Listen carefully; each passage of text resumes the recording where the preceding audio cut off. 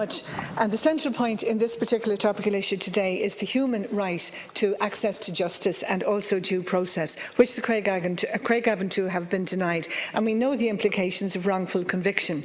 So in this case, what we have is unsound forensic evidence, we have non-disclosure of evidence, mishandling of evidence and destruction of evidence. And we also have flawed eyewitness testimony. And yes, there are two men, Brendan McConville and John Paul Wooten, who have been in jail for nearly 10 years on the basis of that so-called evidence. Now, we travelled to Westminster out of our sense of frustration at the lack of justice and the lack of due process for these two men. So we can only imagine the frustration that they must feel sitting in Maghaberry jail for nearly 10 years now.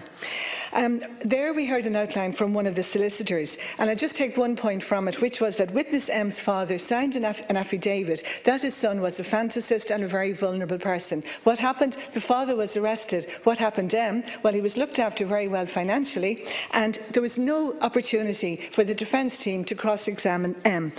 Now, the other point there was also that it was proven that M's eyesight could not have allowed him to make the identification. So I'll go on to my colleagues. Thanks, Corla. Minister, I don't describe myself as a Republican. I believe I'm a socialist and an internationalist. But there are two men who've almost spent 10 years in Maghaberry who were known Republicans, probably known dissidents. And I believe it's the fear of people to speak out against an injustice. It's a fear of association with them. But in the words of Martin Luther King, you know, it's not possible to be in favour of justice for some people and not be in favour of justice for all people. And the fact of the matter is there was no evidence produced against these two men. The Crown never attributed any role to either of them in the murder of PSNI officer Stephen Carroll, and myself and a number of the deputies here actually attended the appeal of these men in 2013 and met the widow of Stephen Carroll and expressed our sympathy, but that loss will not be overcome by the incarceration of people on a flawed process. And the reality is that this is an incredibly dangerous precedent. These two, John Paul Wooten, 17 years of age when he was incarcerated, Brendan McConville, again with young children, again 10 years in prison. The case is before the Criminal Case Review Commission for 2 years. It's too long, and we as a state need to speak out and argue for that to be dealt with. Deputy Wallace. McConville and Wooten were convicted of a murder under the controversial joint enterprise doctrine, which holds that a person who assists or encourages a crime can be held just as legally responsible as the person who actually carries it out. The lack of evidence is frightening.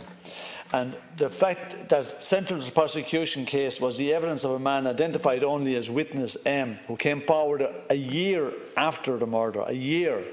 And he was drunk when he came forward. He was short-sighted and claimed that he'd seen him from a long distance. As Maureen pointed out, his father later came forward and said no one should be in prison on the evidence of my son, who was a Walter Mitty character, who got 50,000 from the Sun and got several payments from the PSNI for his efforts.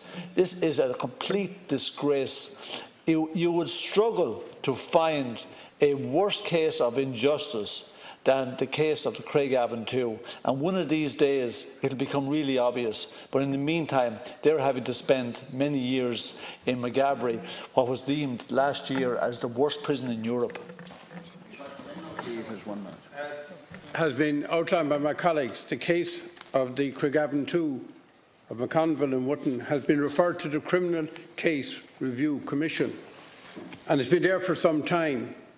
Now, I looked up the website of the Commission, and there was a part of it that outlined the history of the setting up of the Commission. And it said in the 1970s there was a series of high-profile cases where the convictions were later recognised as miscarriages of justice. The Guildford 4, the Birmingham 6, the Maguire 7 and Judith Ward. They have all a common theme. They relate to Ireland, even though this Commission covers Ireland, Wales, and Northern Ireland, Wales and England. Now, the situation is that the case has been referred to them. It's our belief that there is huge evidence that in terms of proper process, that this conviction should never have taken place and that the appeal should have been allowed. What we need is the government to press that the commission, which acts independently, we accept that, gets on speedily with the job of reviewing this case, and we would hope that it would be referred back at least for a new trial. As foremost. Thank you, Last Concur, and I want to thank the deputies for the update of their meeting in Westminster yesterday. My colleague, the Taoiseach, and I are aware of the case to which the deputies refer. Officials from within our department, both in Dublin and in the Secretariat in Belfast, monitor the case as well as other cases relating to prisoners detained in Northern Ireland. From the outset, I would like to say that the murder of Constable Stephen Carroll was an appalling act of violence, which was rightly condemned by the two governments and by political representatives across party and community lines in Northern Ireland at the time. It was an attack on the new policing dispensation brought about by the Good Friday Agreement. It was an attack on the police service of Northern Ireland, which has cross-community backing and which serves all the people of Northern Ireland. And it was an attack aimed at discouraging young people, especially those from the nationalist community, considering a policing career. It's imperative that we in this House continue to voice our support for the PSNI and for the young women and men from both unionist and nationalist backgrounds who join that service. It's also imperative that we as a society adhere to the rule of law and that we support and have confidence in the policing and justice systems. I say that without equivocation. I say that in relation to the murder of Stephen Carroll, and I say that in relation to the convictions of Brendan McConville and John Paul Wooten. Brendan McConville and his co-accused John Paul Wooten were convicted of murder by joint enterprise at their trial in 2012. Their appeal against the convictions failed at the High Court in Belfast in 2014, and the Supreme Court in London later refused them permission to mount a further appeal in 2015. As the deputies are aware, at this stage the Criminal Cases Review Commission is looking at the case. The Criminal Cases Review Commission is an independent public body which is responsible for reviewing possible miscarriages of justice in England, Wales and Northern Ireland. Dara Mackham, solicitor for Brendan McConville, spoke about his, and I quote, real serious concerns as to the safety of the conviction and that he believes that there are a number of issues that remain effectively unaddressed. It is entirely appropriate and correct that these men are now pursuing this channel in the present circumstances. As I understand it, the solicitors of Brendan McConville have had significant engagement with the Criminal Cases Review Commission and have provided them with a substantial amount of evidence relating to the case. And at this stage in the proceedings, it would not be appropriate for me to comment any further. It's important that we respect the legal process and that we allow time for that to conclude. That is not to say, however, that we should be unquestioning with regards to mutual interest or concern. Officials will continue to monitor developments in this particular case, and in the absence of a devolved assembly, it's regrettable that we do not have a locally elected and accountable Justice Minister with whom we can engage with on matters such as this, but we are going to continue our efforts in this regard. Now, each of the deputies, commencing with Deputy O'Sullivan, has 30 seconds only.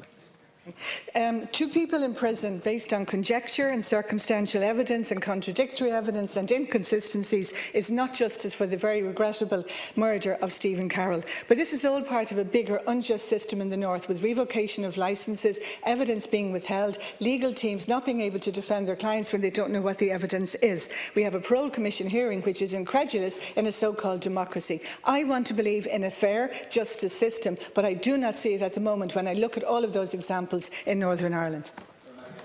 These men were given respectively sentences of 25 and 18 years on the basis of no evidence being produced of any role attributed directly to them in the appalling murder of Stephen Carroll. Now, I think the key point here is that in many jurisdictions have proven there can be no justice, no peace, used to be the slogan of the ANC. It's the same here. This is an injustice that needs to be examined. It was a political decision, in my opinion, because it was the killing of a first PSNI officer, and any old Republican would do. But sadly, the evidence and the process does not back up the conviction, and anybody who believes in the rule of law has to oppose this judgment and call for an immediate review of the case. Deputy Wallace. The defence team couldn't cross-examine witness M. If that happened down here, we'd be shouting off the rooftops about it. The PSNI constable Stephen Carroll was murdered, and that is, I suggest that Amnesty take that on board. Chat O'Keefe. I think society accepts now that the convictions of the Guildford 4, Birmingham 6, Macquarie 7, Judith Ward were incorrect. That doesn't mean that the atrocity didn't take place. It means that the convictions were not correct. Now, as the Minister said in his script, the solicitor for Brendan McConville, and the same thing goes for the solicitor for John Paul Wootton, have said that they have real concerns for the safety of the conviction. That's what we're concerned about.